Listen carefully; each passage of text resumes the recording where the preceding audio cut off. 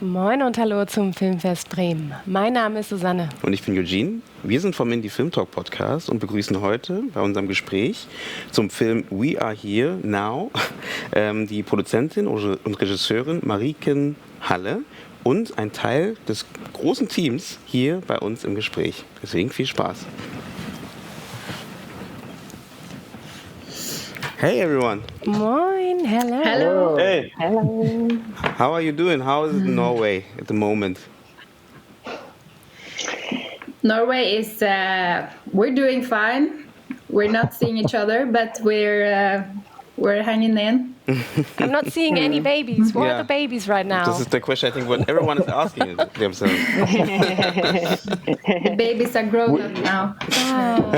Oh, We are the babies. We are the babies. Yeah, exactly. So we are talking now with the babies from the movie, and they grown up. Yeah. so fast always. So nice to have you here, and thank you that you have time to talk with us about the movie. And so let's start, I think so. And yeah, well, I would like to start with a small introduction in the movie, because the movie is showing us a glance of the world of young parents, and with their babies, of course, too, and who are managing their life. It's very interesting how you give us this view into that world, Mariken. So I would like to know how much is from you inside of the characters, or how much do you see yourself, other side, in the characters in your movie? I see a lot of myself. I had this crisis some years ago, and this movie was kind of the first thing I made after that crisis. So I kind of knew that I often take. I feel that's what you do when I make movies. Like you have to take the emotions you have inside and do something with it, and that's the fantastic thing. So we kind of started with talking about. I mean, we started talking very early in life, and we worked together on other films too. And so you have this kind of group, and also with Alternative, Guru and Magnus and Katja, we are 4 filmmakers who have a company together. So we kind of start up with talking about what do you want to make something about, and how is your life situation. And I also then had the baby that was 7 months old when I started, so I kind of wanted to bring that experience I had with being in the crisis and being a parent into this project.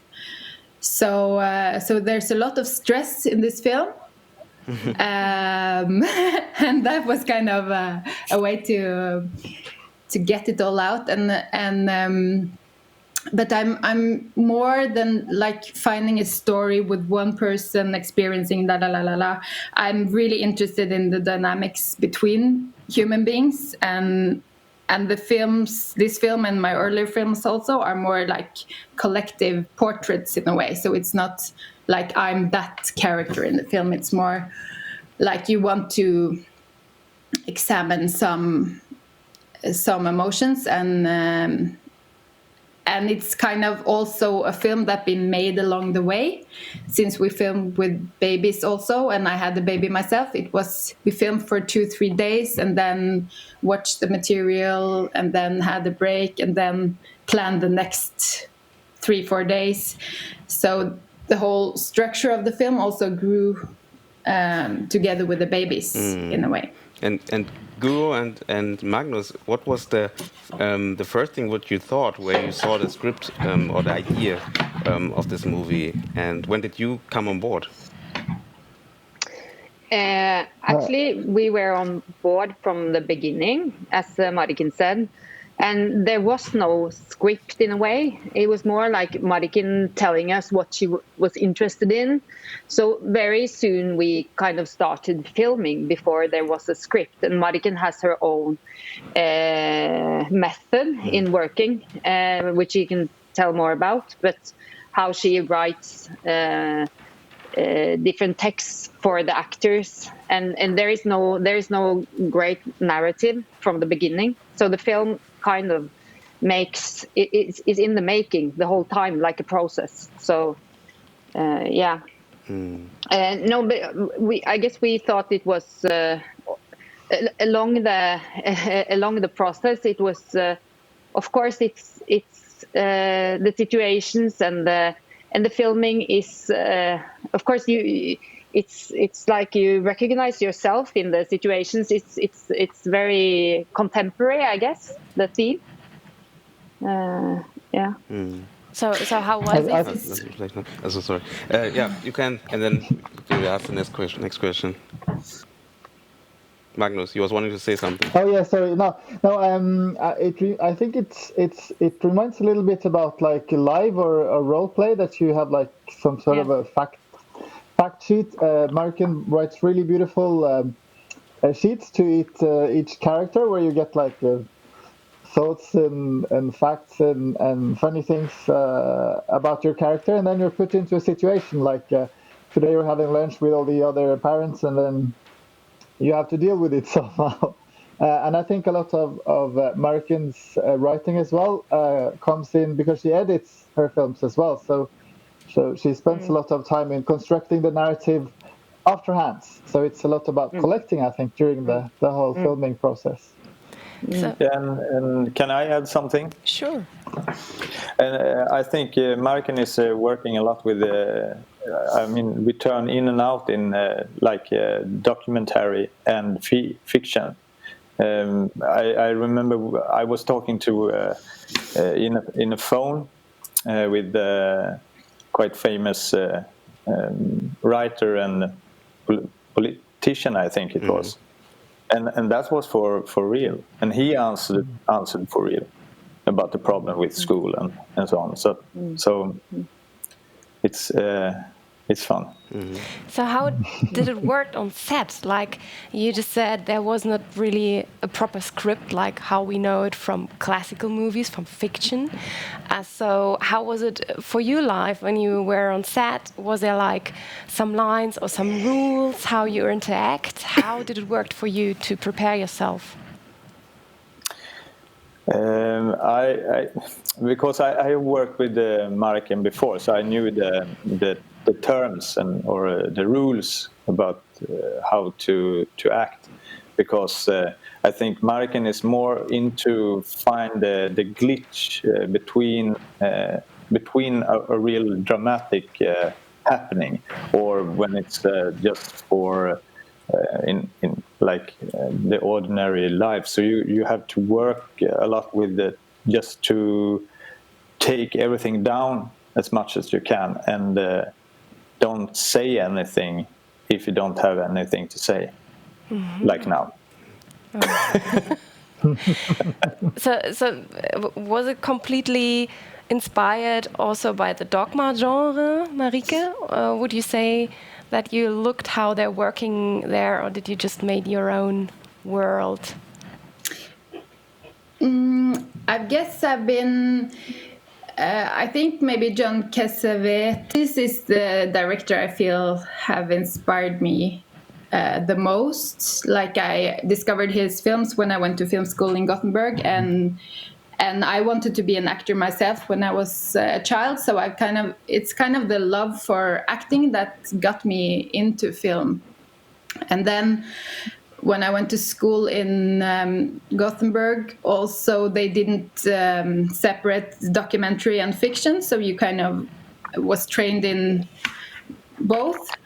So that was something I really liked during school, the kind of easy way to film when you film a documentary, that you don't need this very big team. And I kind of felt a bit trapped when I was going to.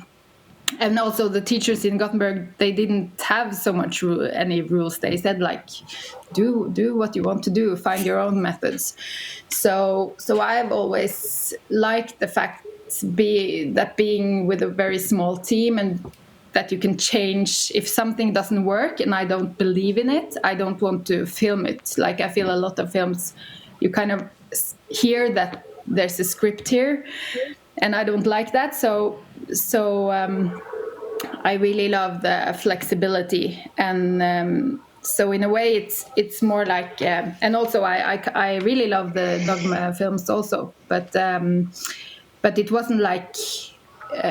It's more like that we have, because Magnus, Guru, and me also went to the same school, so we kind of used to this way of that you don't have to follow any rules. You can see that, like, this is what suits me, and I want to spend my whole time on these actors and the dynamics between them, and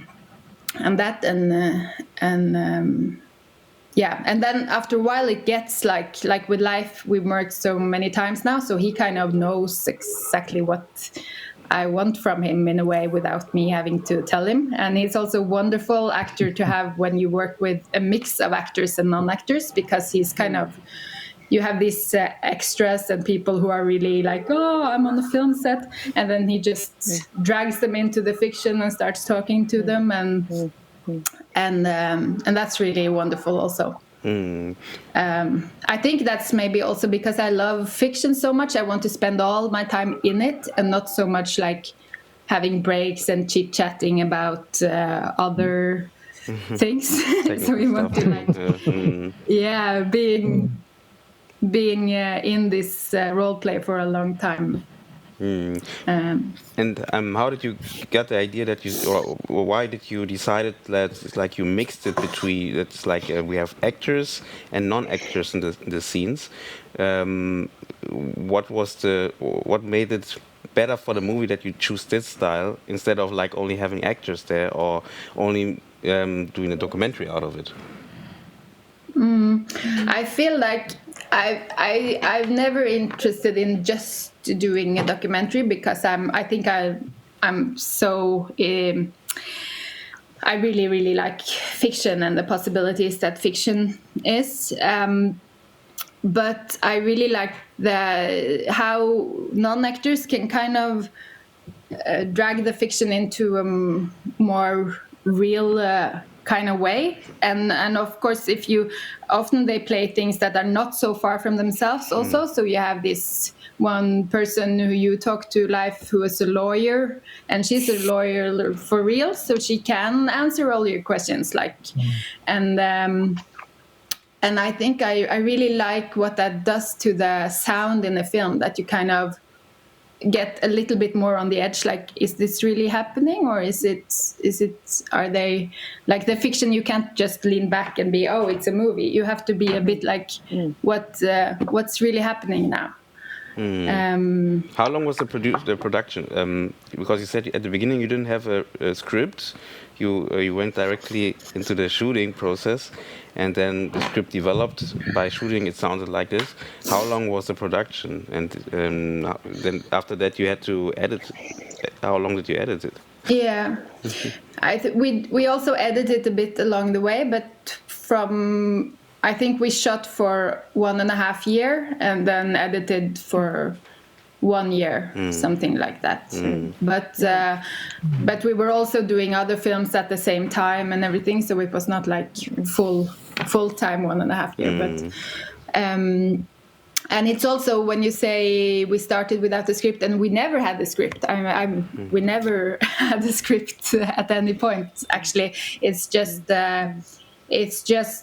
talking and planning and writing these instructions to the actors, and then taking the material into the editing program and really working a lot with choosing the dialogue afterwards.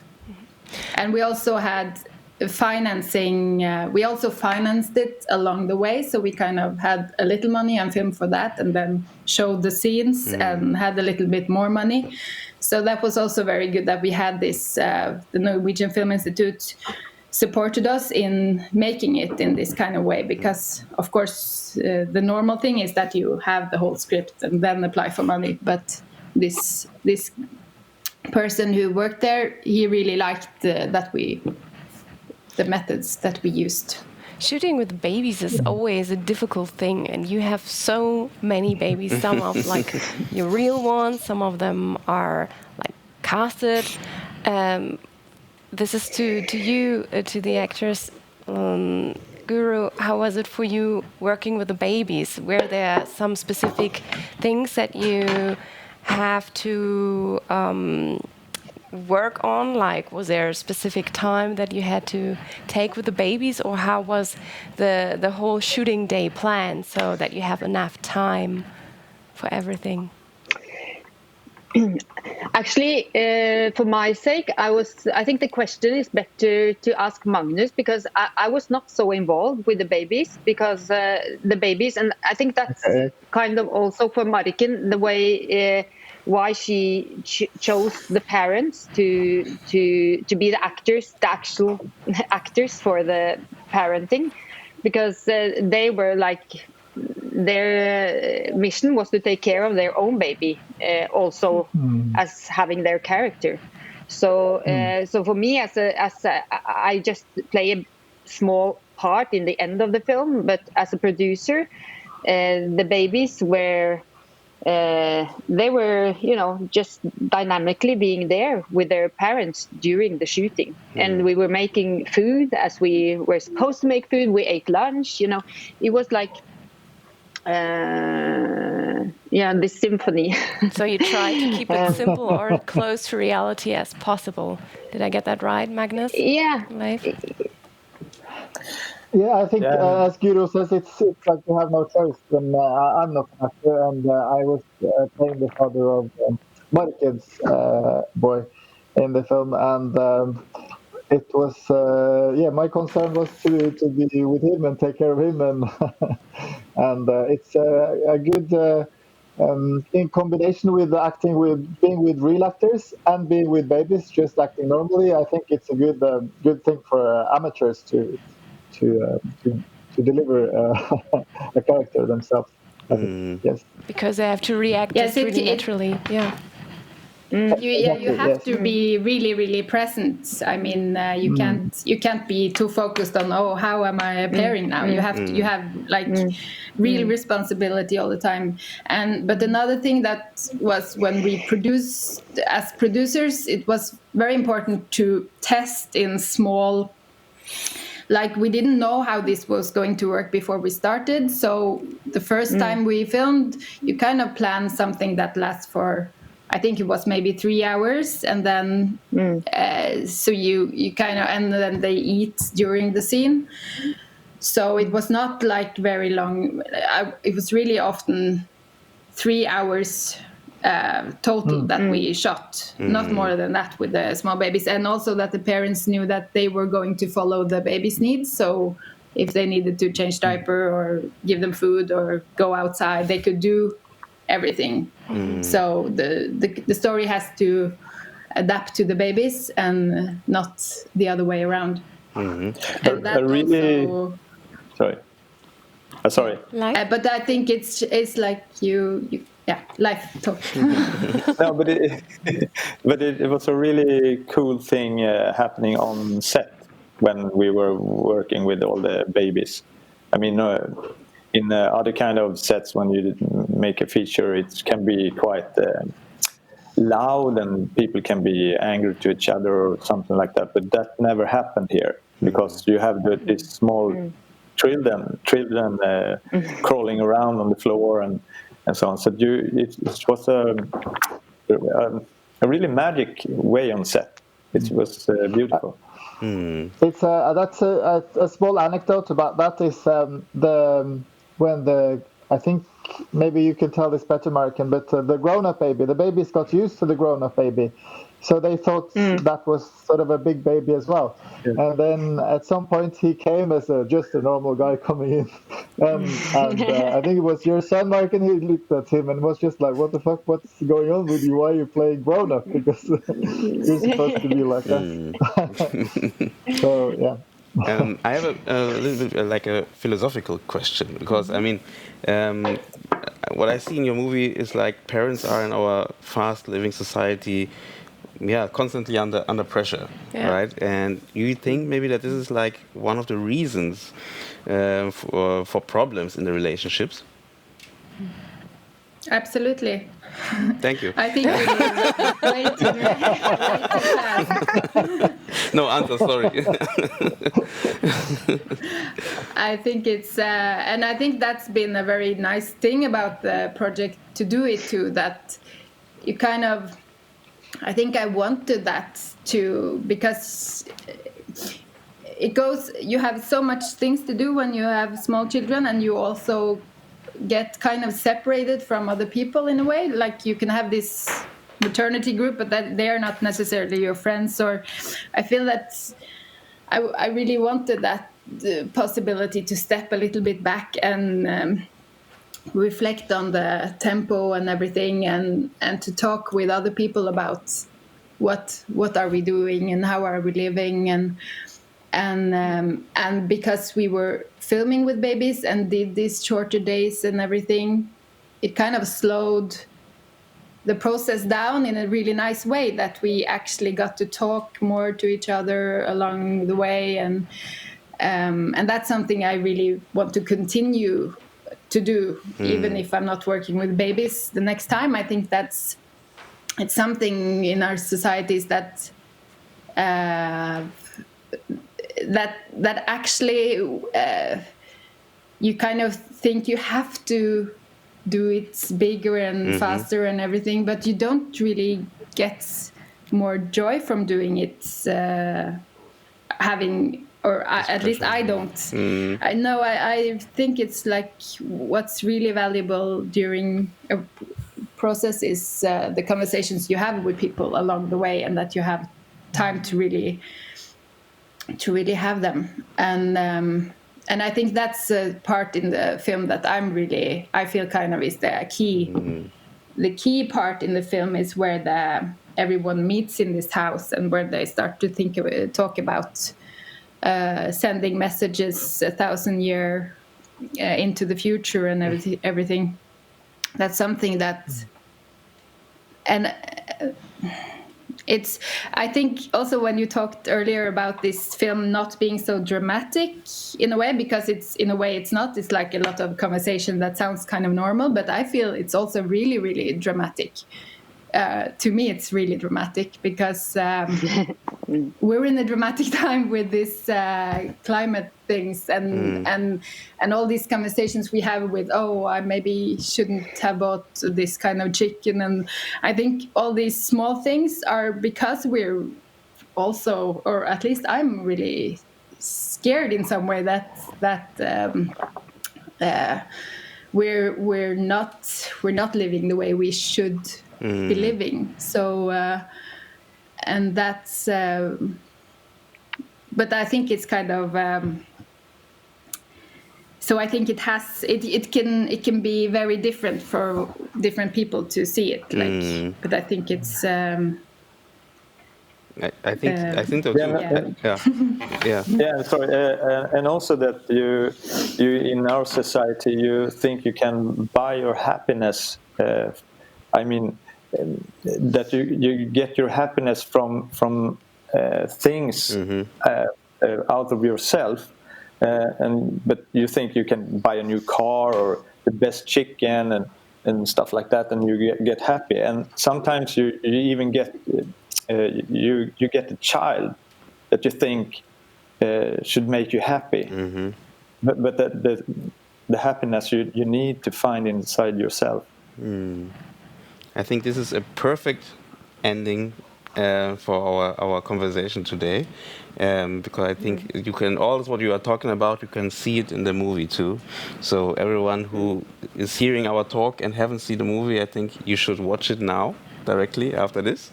And everyone who saw it already, I think you can watch it again, because you can see a little bit more out of the movie. And so I'm thanking you, four guys, for being here and for having your time with us. And yeah, I would say have a nice day, everyone. Have a nice day. Do you know where? Have a nice day. Bye. Have a nice day. Bye. Thank you. Bye. Bye. Bye.